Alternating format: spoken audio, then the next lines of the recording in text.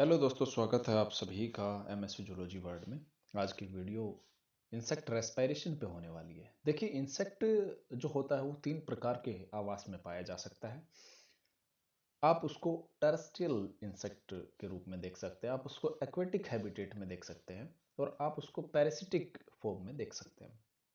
तो इन सभी में चूंकि अलग अलग आवास हैं, तो इन सभी में रेस्पिरेशन की मैकेनिज्म, रेस्पिरेटरी ऑर्गन्स, इसमें काफ़ी विविधताएं देखने को मिलती है।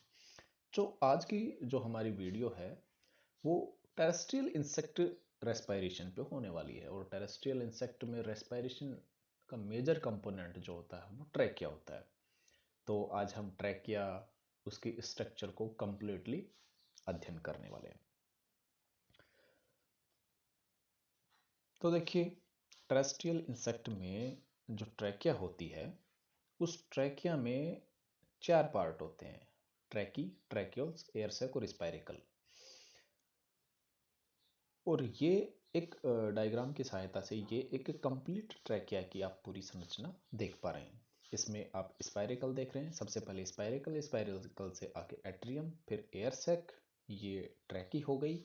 और ये वाले जो माइन्यूट इसके जो ब्रांचेज होती हैं, इनको ट्रैक्यूल्स बोलते हैं। और ये आपका टारगेट टिश्यू हो गया। तो ये कंप्लीट एक सिस्टम पाया जाता है इसमें। तो चलिए बारी बारी से इन चारों पार्ट के बारे में सबसे पहले अपन बात करते हैं। उसके बाद में ये जो लॉन्गिट्यूडिनल ट्रैकियल जो ट्रंक्स हैं, इनके बारे में बात भी हम इसके बाद में करेंगे। और फिर सबसे लास्ट में हम ये जो स्पाइरेकल्स हैं, इनकी क्लोजिंग और ओपनिंग की बात करेंगे।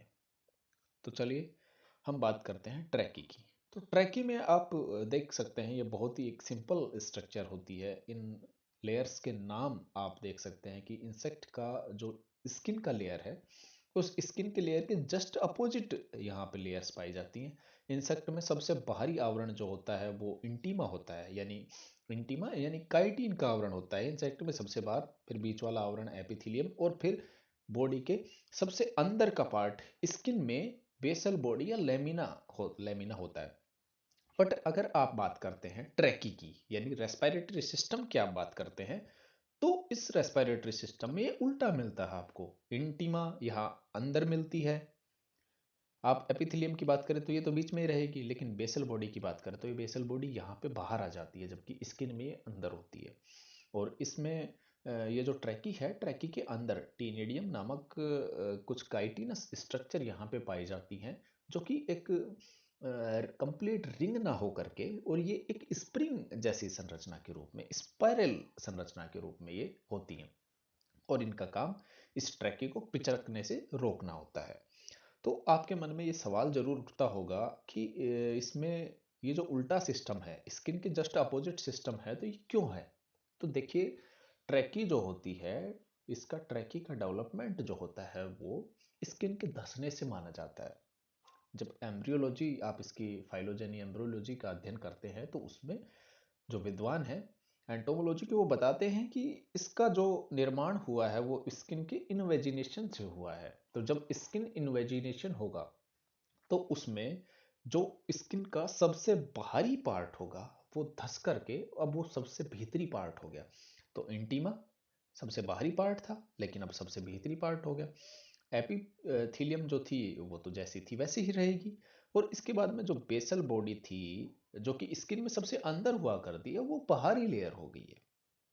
तो ये इसकी स्किन इन्वेजिनेशन से ये ऐसे बनता है। तो ये ट्रैकी हो गई। ट्रैकी में ब्रांचिंग आप देख सकते हैं, ऊपर और नीचे की साइड में ब्रांचिंग, रिब्रांचिंग इसमें होती है। और इसका जो डायमीटर है वो एट्रियम की तुलना में कम, थोड़ा कम होता है। इसका डायमीटर कम पाया जाता है। इसके आगे एयर सैक और ये ट्रैक्यूल्स की आप बात करेंगे, तो जैसे जैसे आप आगे बढ़ते जाएंगे डायमीटर हमेशा कम ही होता जाएगा। ठीक है। तो ये आपने ट्रैकी देख ली। ट्रैकी के बाद में अब हम बात करते हैं ट्रैक्यूल्स की। तो ये वाला जो माइन्यूट ब्रांचिंग का जो ये पोर्शन है, ये कहलाता है ट्रैक्यूल्स। तो ट्रैक्यूल्स में क्या खास बात होती है? देखिए, ट्रैक्यूल्स ये बिल्कुल माइन्यूट संरचनाएं होती है, बहुत ही सूक्ष्म संरचनाएं होती हैं। और ये एयर सैक में जो एयर कलेक्ट होती है, उस एयर को यहाँ जो आप इसको प्रोटोप्लाज्मिक फ्लूइड कह सकते हैं या आप इसको ट्रैक्यूल फ्लूइड कह सकते हैं। इस ट्रैक्यूल फ्लूइड में ये इसको जो ऑक्सीजन लेके आते हैं, जो एयर लेके आते हैं, उसको यहाँ पे ये मुक्त कर देते हैं। अब इनकी संख्या बहुत सारी हो सकती है, इनका डायमीटर बहुत ही ज़्यादा कम होता है और ये आप कहें तो इंसेक्ट के रेस्पिरेटरी सिस्टम में ये वो संरचनाएं होती हैं जो डायरेक्ट ऑक्सीजन प्रोवाइड करती हैं किसी टिश्यू को, तो ये आप कह सकते हैं। और सबसे खास बात कि इनमें काइटिनस लेयर नहीं पाई जाती है। काइटिन लेयर नहीं पाई जाएगी तो इनमें जो लचीलापन होगा ये बहुत ही ज़्यादा होगा। तो आप इसमें ऑक्सीजन डिफ्यूजन देख लीजिए, यहाँ आई ऑक्सीजन, यहाँ के बाद में यहाँ ट्रैक्यूलस फ्लूइड जो था यहाँ ऑक्सीजन इसमें आ जाएगी और इसके बाद में ऑक्सीजन डिफ्यूजन मेथड से इस टिश्यू के अंदर पहुंच जाएगी। चूंकि यहाँ ऑक्सीजन की कंसंट्रेशन कम थी, यहाँ ऑक्सीजन की कंसंट्रेशन ज़्यादा थी, तो ज़्यादा कंसंट्रेशन से कम कंसंट्रेशन की ओर जाना ये डिफ्यूजन कहलाता है। इसके लिए एनर्जी की कोई रिक्वायरमेंट नहीं होती है। अब अगर आप इस टिश्यू के अंदर देखें तो टिश्यू के अंदर CO2 की कंसंट्रेशन जो होती है ये ज़्यादा होती है। अब इसके अंदर ज़्यादा कंसंट्रेशन से कम कंसंट्रेशन की ओर जो होती है ये CO2 वापस बाहर लौट कर इस ट्रैक्यूल फ्लूइड में आ जाती है। तो सिंपल डिफ्यूजन मेथड के द्वारा O2 और CO2 का यहाँ पे एक्सचेंज हो जाता है और जिस रूट से होकर के ऑक्सीजन अंदर आई है, यानी इस वाले रूट से होकर के ऑक्सीजन अंदर आई है, इसी ही रूट से होकर के CO2 बाहर इस स्पाइरेकल की सहायता से निकल जाती है। तो ये सारी बातें जो थी ये ट्रैक्यूल्स के बारे में थी। तो चलिए अब हम बात करते हैं एयर सैक की। तो एयर सैक आपको दिखाई दे रहा है, ये एक गुब्बारे जैसी फूली हुई संरचना आपको दिखाई दे रही होगी, ये वाली।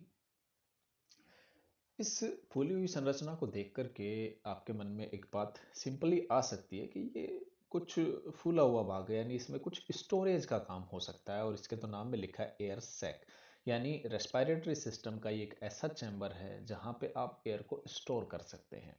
एयर को काफ़ी समय के लिए स्टोर किया जाता है। देखिए जो ये स्पाइरिकल जो होता है, स्पाइरेकल की ओपनिंग से इंसेक्ट में वाटर लॉस होता है और वाटर इंसेक्ट के लिए बहुत ही ज़्यादा इंपॉर्टेंट चीज़ होती है। तो इस वजह से सारे टाइम के लिए वो स्पाइरेकल को ओपन नहीं रख सकता, क्योंकि जितने टाइम ओपन रखेगा तो उससे वाटर लॉस होगा। तो इस वजह से रेस्पिरेटरी सिस्टम में एक एयर सैक बनाया गया जहाँ टेम्परेरीली कुछ समय के लिए एयर को स्टोर किया जा सके। तो यहाँ पे ये एयर स्टोर रहेगी, बाहर से जो एयर होगी उसको खींच के एयर सैक में ये स्टोर कर लेंगे और जब रेस्पिरेशन होगा तो इंट्रैक्यूल्स की सहायता से ये ऑक्सीजन आगे टिश्यू को सप्लाई कर दी जाती है। तो ये अगर इसकी बात करें शेप की, तो शेप देखिए अलग अलग जो इंसेक्ट होते हैं उसमें ये शेप वेरी कर सकती है। किसी में कैसी शेप मिलेगी, किसी में कैसी शेप मिलेगी, तो सब में अलग अलग शेप के पाए जा सकते हैं।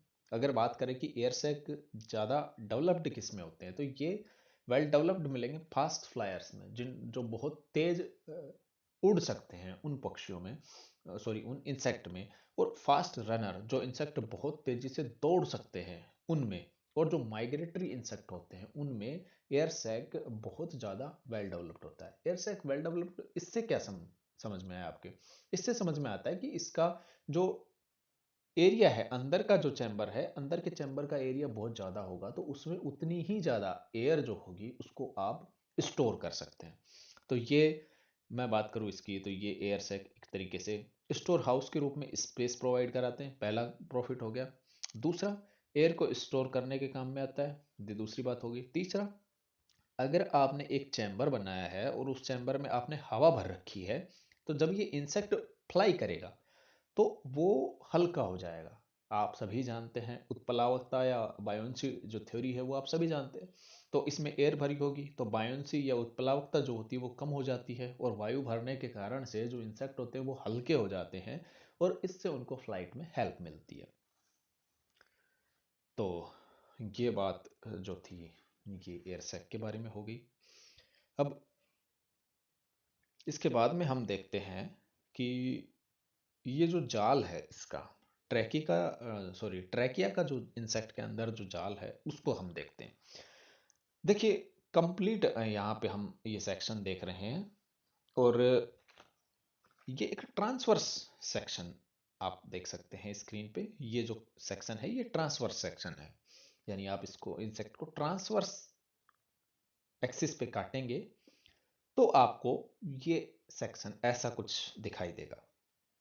आप इसके बीच में एक बड़ा सा गोला देख सकते हैं यहाँ पे, ये जो सर्कल है, ये सर्कल एलिमेंट्री कैनाल वाला जो कैनाल है वो दिखाई दे रही है। इसके बाद में ये यहाँ पे लिखा है डोर्सल कमीसर, ये है लेफ्ट स्पाइरिकल, ये राइट स्पाइरिकल, यानी बॉडी के लेफ्ट साइड और बॉडी के राइट साइड में दोनों स्पाइरिकल होंगे। वो दोनों के दोनों स्पाइरिकल जो होते हैं ये ट्रैकिया सिस्टम जो होता है, ट्रैकिया जाल जो होता है उस के साथ में कनेक्टेड होता है। और ये सिर्फ हमने दो स्पाइरिकल का दिखा रखा है, ऐसे ही आगे से लेके पीछे तक जितने भी सारे स्पाइरिकल्स होते हैं, एक होता है, दो होता है, तीन, जितने भी स्पाइरिकल्स होते हैं इंसेक्ट में, वो सारे ट्रैकियल सिस्टम जो होता है उसके द्वारा कनेक्टेड होते हैं। इसमें ये अलग अलग इन ब्रांचेज के नाम यहाँ पे दिखाए गए हैं। तो देखिए आपकी ये एलिमेंट्री कैनाल हो गई, ये लेफ्ट स्पाइरिकल, ये राइट स्पाइरिकल। अब इससे कुछ ब्रांचेज निकलती है। मान लीजिए मैं एक इसमें स्पाइरिकल पकड़ के बात कर लेता हूँ। मान लीजिए ये राइट स्पाइरिकल को लेके हमने बात कर ली, तब हम इससे डोर्सल साइड में चलेंगे तो इसकी डोर्सल ब्रांच होगी। डोर्सल साइड में इसकी डोर्सल ब्रांच निकलेगी जिसको हम कहेंगे डीबी या डोर्सल ब्रांच। अगर हम बात करते हैं वेंट्रल साइड की, तो वेंट्रल साइड में इसकी वेंट्रल ब्रांच निकलेगी। जो ये वाली है इसको भी डोर्सल ब्रांच कहेंगे, और जो ये वाली है इसको भी डोर्सल ब्रांच कहेंगे। जो इस साइड में है इसको भी वेंट्रल ब्रांच कहेंगे, और जो ये है ये भी वेंट्रल ब्रांच ही कहलाएगी। तो ये डोर्सल ब्रांच डोर्सल साइड में, वेंट्रल ब्रांच वेंट्रल साइड में होगी। अब बात करते हैं हम इस लेटरल ब्रांच की। तो ये लेटरल साइड में जो ब्रांच निकली है इसको बोलते हैं लेटरल ब्रांच, एल बी। ये देखो यहाँ लिखा हुआ है। और ये इधर वाली जो है ये भी लेटरल ब्रांच है। तो लेटरल ब्रांच में तो आपको कोई कंफ्यूजन नहीं होनी चाहिए कि जितना भी ये जो लेटरल हिस्सा है, लेटरल जो सरफेस है, इसमें एलिमेंट्री कैनाल हो गई, ये जो वाली जो है इसको एलिमेंट्री कैनाल, और यानी जितने विसरल ऑर्गन्स हैं वो एलिमेंट्री कैनाल हो गई, यहाँ पे एक्सक्रीटरी सिस्टम हो गया, यहाँ पे रिप्रोडक्टिव सिस्टम हो गया। तो उसकी जो जितनी भी संरचनाएं होती हैं उन सभी को ऑक्सीजन जो सप्लाई का काम होता है वो इस लेटरल ब्रांच के द्वारा कंप्लीट किया जाता है यहाँ से। और जो डोर्सल साइड वाला हिस्सा होता है इंसेक्ट में, जैसे हार्ट हो गया, तो हार्ट वाली जो स्ट्रक्चर्स या उससे एसोसिएटेड जो स्ट्रक्चर्स होती हैं उनको ब्लड सप्लाई का जो काम होता है ये डोर्सल ब्रांच का काम होता है। और आप जानते हैं कि इंसेक्ट में उसकी जो वेंट्रल साइड है, वेंट्रल साइड में उसका नर्वस सिस्टम, इंसेक्ट का नर्वस सिस्टम होता है। तो वहाँ नर्वस सिस्टम से जितनी भी एसोसिएटेड स्ट्रक्चर्स होती हैं जो वेंट्रल साइड में पाई जाती हैं, उन सभी में जो ब्लड सप्लाई जो होती है उसका काम वेंट्रल ब्रांच करती है। देखिए सारी चीज़ें आपको यहाँ पे समझ में आ गई। अब यहाँ पे सिर्फ 4 पॉइंट है। देखिए ये आपको ये कुछ गोले से यहाँ पे दिखाई दे रहे हैं, आपको ये समझ में नहीं आए होंगे कि ये क्या चीज़ है, इसको जरा और हम एलेबोरेट करते हैं। देखिए इंसेक्ट जो होता है उसकी पूरी बॉडी में डोर्सल साइड में और वेंट्रल साइड में कुछ लॉन्गिट्यूडिनल चैनल्स पाए जाते हैं। अगर हम बात करें इंसेक्ट के एम्ब्रियोलॉजिकल स्टेज की, तो इंसेक्ट की एम्ब्रियोलॉजिकल स्टेज में इंसेक्ट के जितने सारे सिस्टम होते हैं उन सभी सिस्टम्स की अपना अलग अलग ट्रैकियल सिस्टम होता है। जैसे बात करें प्रोथोरेक्स का तो उसका अलग ट्रैकियल सिस्टम होगा, बात करें मीजोथोरेक्स का तो उसका अलग ट्रैकियल सिस्टम होगा, मेटाथोरेक्स का अलग होगा, लेग्स का अलग होगा, विंग्स का, सबका अलग अलग ट्रैकियल सिस्टम होता है। लेकिन जब ये इंसेक्ट एडल्ट में जो है बदल जाता है, तो एडल्ट में बदलने के बाद में ये जो इंसेक्ट होता है, एडल्ट में बदलने के बाद में ये जितने भी सारे के सारे ट्रैकियल सिस्टम होते हैं ये आपस में कुछ लॉन्गिट्यूडिनल चैनल्स के द्वारा जुड़ जाते हैं और ये एक साथ इंटरकनेक्टेड होके और एक साथ काम करते हैं, ताकि एक जगह से ही इनको न्यूरल कोऑर्डिनेशन, हार्मोनल कंट्रोल और इन्वायरमेंटल फैक्टर्स जो होते हैं उनका सिग्नल इनको एक साथ मिल सके। इसलिए ये सारे एक साथ मिल करके और एडल्ट में काम करते हैं। तो जब ये एम्ब्रियो थे तो एम्ब्रियो में ये चैनल काम नहीं करते हैं, यहाँ से ये नहीं जुड़े होते हैं, एम्ब्रियो में ये सारे अलग अलग होते हैं। लेकिन जब इंसेक्ट एडल्ट में बदल जाता है तो एडल्ट में बदलने पर ये वाला जो चैनल, ये डोर्सल लॉन्गिट्यूडिनल चैनल, और ये वेंट्रल साइड वाले जो चैनल हो गए ये वेंट्रल लॉन्गिट्यूडिनल चैनल, और ये इंसेक्ट का बीच का हिस्सा हो गया, ये इंसेक्ट का बीच का हिस्सा हो गया। तो जो लेफ्ट साइड वाले जो रहेंगे उनमें ये डोर्सल साइड में डोर्सल लॉन्गिट्यूडिनल चैनल होएगा, और जो राइट साइड, तो राइट साइड में ये डोर्सल लॉन्गिट्यूडिनल चैनल। ऐसे ही अगर वेंट्रल साइड की बात करें तो वेंट्रल में लेफ्ट साइड में ये हो गया ये वाला, ये वेंट्रल लॉन्गिट्यूडिनल चैनल हो गया, और ये राइट साइड में वेंट्रल लॉन्गिट्यूडिनल चैनल हो गया। तो इन चैनलों की सहायता से ये कंप्लीट जो ये वाला पोर्शन है ये इन चैनल की सहायता से जुड़ जाएगा। उधर इधर ये वाला जो पोर्शन है स्पाइरिकल, जिसमें यहाँ स्पाइरिकल और इसके आगे की जितनी भी संरचना ये सारी आ गई, तो ये वाला जो होगा ये इस पे और इस पे जुड़ जाएगा। और ये जो दोनों लेफ्ट और राइट के, ये लेफ्ट और ये राइट वाला लॉन्गिट्यूडिनल चैनल जो है, ये लेफ्ट और राइट लॉन्गिट्यूडिनल चैनल ये एक संरचना की सहायता से जुड़ा रहता है, यानी ये वाली संरचना की सहायता से जुड़ा रहता है। इसको बोलते हैं वेंट्रल कमीसर। और जो डोर्सल साइड में जुड़ा होएगा उसको क्या कहेंगे, उसको कहेंगे डोर्सल कमीसर। तो यानी कमीसर ये जो लॉन्गिट्यूडिनल चैनल है उसको जोड़ने वाली संरचना हो गई। अब वेंट्रल साइड पे जोड़ेगी तो उसको वेंट्रल कमीसर कहेंगे, और जो डोर्सल साइड पे जोड़ेगा उसको डोर्सल कमीसर कहेंगे। तो ये संरचना, ये जितने होल्स हैं ये सारे, ये राइट स्पाइरिकल, ये लेफ्ट स्पाइरिकल, और ये पूरा सर्कुलेटरी जो सिस्टम है, ये आपको सॉरी रेस्पिरेटरी सिस्टम की जितनी भी ये ट्रैक हैं ये आपको समझ में आ चुकी हैं। तो चलिए अब हम इसके लास्ट पार्ट की बात करते हैं जो कि है स्पाइरिकल। तो स्पाइरिकल आप सभी जानते हैं कि इंसेक्ट में जो प्लूरॉन सरफेस होता है उस पे स्पाइरिकल उपस्थित होते हैं। स्पाइरिकल डायरेक्ट इन्वायरमेंट के टच में होते हैं, और ये डायरेक्ट इन्वायरमेंट में इनकी ओपनिंग होती है। इस स्पाइरिकल की जहाँ ओपनिंग होती है वहाँ कुछ हेयर्स लाइक स्ट्रक्चर्स पाई जाती हैं। इन हेयर्स लाइक स्ट्रक्चर की सहायता से जो एयर होती है ये प्योरीफाई होकर अंदर जाती है, जिससे धूल धुआं के कण और स्मॉल पार्टिकल्स जो होते हैं उनको बाहर ही रोक लिया जाता है, वो रेस्पिरेटरी सिस्टम में प्रवेश नहीं कर पाते हैं, एंट्री उनकी नहीं हो पाती है। तो अगर हम देखें इंसेक्ट के स्पाइरिकल, तो इंसेक्ट में दो टाइप के स्पाइरिकल पाए जाते हैं, एक सिंपल टाइप और दूसरा है एट्रिएट टाइप। इसमें हम बात करें दोनों में, तो इसके तो नाम में ही सिंपल लिखा है तो ये एडवांस हो नहीं सकता, और ये एट्रिएट टाइप तो यानी ये मोर एडवांस होगा। अब जो एट्रिएट टाइप होता है, एट्रिएट टाइप में भी दो टाइप के पाए जाते हैं, एक तो लिप टाइप हो गया और एक वाल टाइप हो गया। अब बात करें इन दोनों की, तो लिप टाइप की बात करें और वॉल टाइप की, तो जो ये वॉल टाइप होगा ये यहाँ पे मोर एडवांस हो जाएगा। देखिए हमने सिंपल की बात की, एट्रिएट की बात की, तो सिंपल और एट्रिएट में एट्रिएट मोर एडवांस हुआ।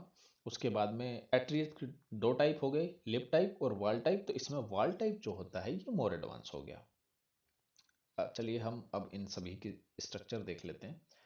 देखिए सिंपल टाइप है ना, तो सिंपल टाइप में आपने नाम पढ़ लिया सिंपल, तो ये बहुत ज़्यादा सिंपल। और ये क्यों सिंपल, क्योंकि इसमें जो स्पाइरिकल होता है, इसमें स्पाइरिकल में किसी प्रकार का कोई वाल नहीं पाया जाता। स्पाइरिकल एक माइन्यूट स्ट्रक्चर, माइन्यूट पोर्स के द्वारा ओपन ही रहता है, इसमें ऑलवेज स्पाइरिकल ओपन ही आपको मिलेगा।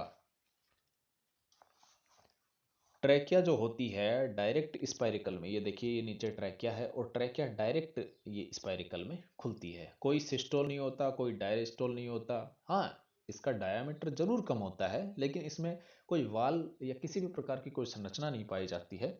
और ये स्पाइरिकल डायरेक्ट जो है ट्रैकिया से जुड़ा होता है। इसमें डायरेक्ट ऑक्सीजन या मैं कहूँ एयर का जो ट्रांसपोर्ट होता है वो डायरेक्ट होता है, इसलिए ये सिंपल प्रकार का है। अब हम बात करते हैं लिप टाइप। तो देखिए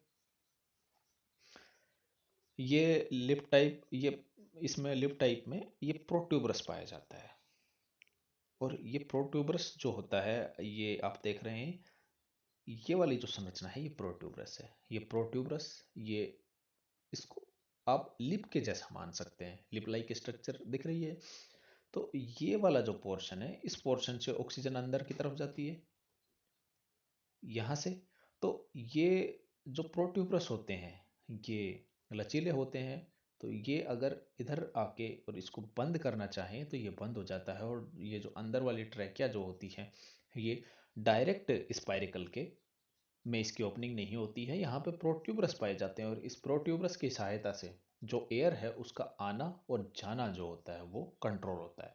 यानी उंगली जैसे कुछ प्रोट्यूबरस पाए जाते हैं, अगर ये दूर दूर रहे प्रोट्यूबरस तो ये ओपन हो जाता है, ये अगर पास पास आ जाए तो ये एक क्लोज स्पाइरिकल की संरचना हो जाती है। और क्लोज स्पाइरिकल हो गया तो इसके अंदर से बाहर से ना ऑक्सीजन अंदर जा पाएगी और अंदर से ऑक्सीजन बाहर नहीं आ पाएगी। तो ये थोड़ा सा सिंपल से थोड़ा सा एडवांस टाइप हो गया। और अब इससे भी ज़्यादा एडवांस हम देखेंगे तो ये है वोल्ट टाइप। तो वोल्ट टाइप में क्या इसकी गणित है वो देखते हैं।